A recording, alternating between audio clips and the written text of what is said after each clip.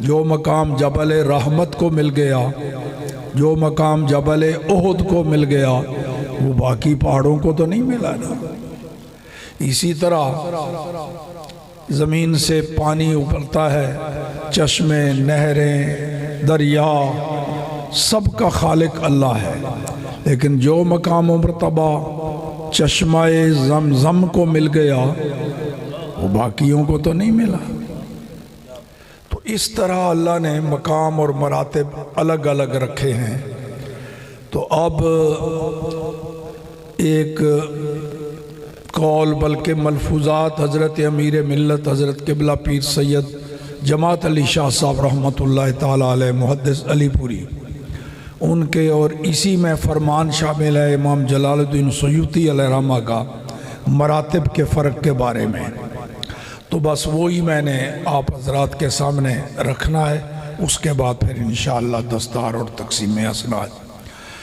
پیر صاحب فرماتے ہیں کہ اللہ پاک نے مراتب کا فرق رکھا ہے، اور سب سے اونچا مقام مخلوقات میں سب سے بلند و بالا مقام وہ ہے محمد الرسول اللہ صلی اللہ علیہ وسلم کا۔ اس کو تعبیر کرنے میں یوں بھی کہا جاتا ہے کہ ہمارے آقا سے اوپر کسی کا مقام نہیں مخلوق میں، یہ بھی حق ہے، لیکن اس سے بہتر لفظ یہ ہے کہ ہمارے آقا کے برابر بھی کسی کا مقام نہیں ہے مخلوق میں، اور اس سے بھی بڑھ کر کے ہمارا عقیدہ یہ ہے کہ ہمارے آقا کی شان کے قریب بھی کوئی نہیں پہنچا۔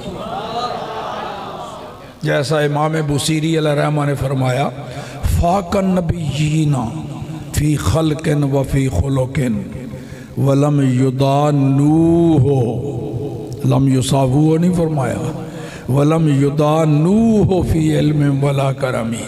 ہمارے آقا تو سارے نبیوں سے آگے نکل گئے، صورت میں بھی سیرت میں بھی، اور سارے نبی مل کے اکٹھے جمع ہو کر کے بھی لم یدانوہ، ہمارے آقا کی شان کے قریب بھی نہیں پہنچے۔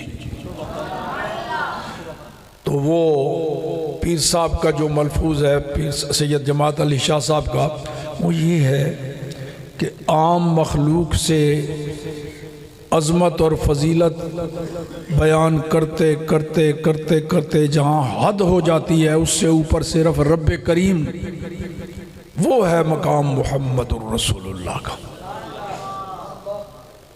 جیسے انسان کو اللہ نے اشرف المخلوقات بنایا، جماعتات، نباتات، حیوانات سارے نیچے رہ گئے، انسان اشرف المخلوقات، انسان کو اللہ نے عظمت دی۔ پھر انسان بھی آپس میں برابر نہیں، کافر بھی انسان، مومن بھی انسان، دونوں ایک ہی باپ کی اولاد، وہ بھی اولاد آدم، یہ بھی اولاد آدم، اسی زمین پر دونوں رہتے ہیں، اسی ہوا میں دونوں سانس لیتے ہیں، کھانا پینا بھی ملتا جلتا، مگر کیا مقام اور مرتبہ بھی دونوں کا ایک ہو سکتا ہے؟ کافر سے مومن انسان افضل۔ پھر مومنوں میں بھی فرق ہے، گناہگار مومن سے صالح مومن افضل، صالح سے شہید افضل، یہ افضل کا لفظ کہتے چلے، صالح سے شہید، شہید سے متقی، متقی سے مجتہد، مجتہد سے اوتاد، اوتاد سے ابدال، ابدال سے کتب، کتب سے قطب الاقطاب، قطب الاقطاب سے غوث، غوث سے غوث اعظم، غوث اعظم سے تابعی، تابعی سے صحابی۔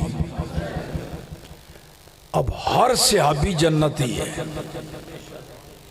ہر صحابی، اور صحابی کس کو کہتے ہیں؟ 100 سال عبادت کر کے صحابی بن جائے گا؟ کیوں جی؟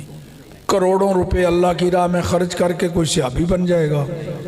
نہیں، صحابی صرف اس مومن کو کہتے ہیں جس نے صرف ایک دفعہ سرکار کا دیدار کر لیا یا ایک لمحہ حضور کی صحبت میں گزار آیا، اس مومن کو صحابی کہا جاتا ہے۔